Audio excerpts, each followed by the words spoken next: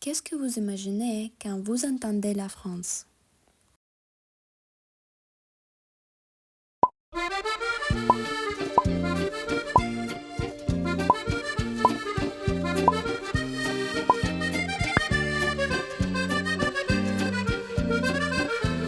Oui, mais c'est aussi la France.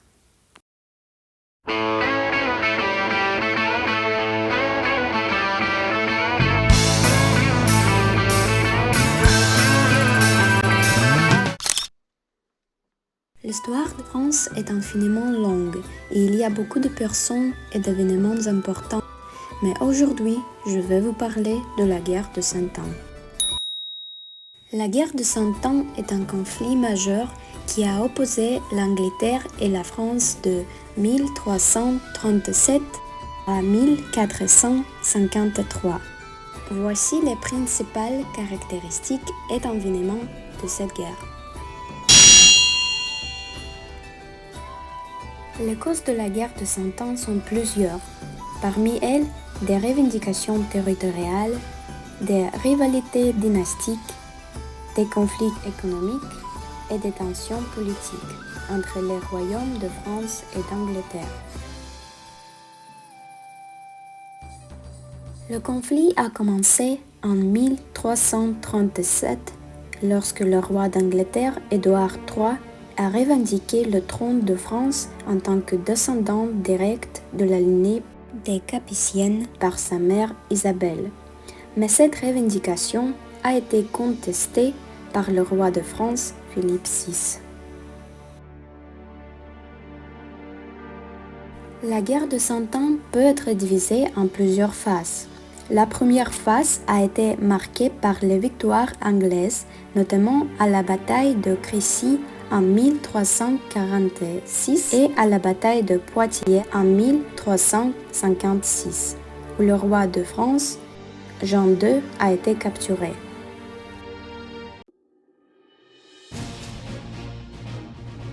L'une des figures remarquables de la guerre de Cent Ans est Jeanne d'Arc. Cette jeune paysanne a joué un rôle crucial en inspirant le roi Charles VII et en menant les troupes françaises à plusieurs victoires et la levée du siège d'Orléans en 1429. La guerre de Cent Ans a connu un tournant en profit de la France à partir de 1429.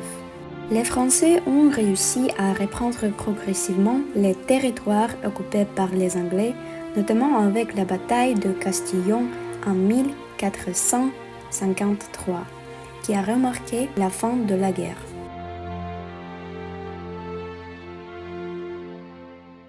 La guerre de Cent Ans a eu des conséquences majeures.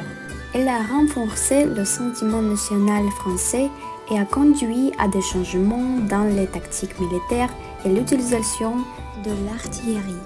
Elle a également contribué à l'affirmation du pouvoir monarchique en France.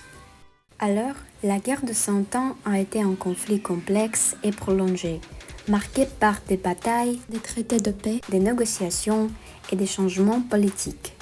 Elle a laissé une trace durable dans l'histoire de la France.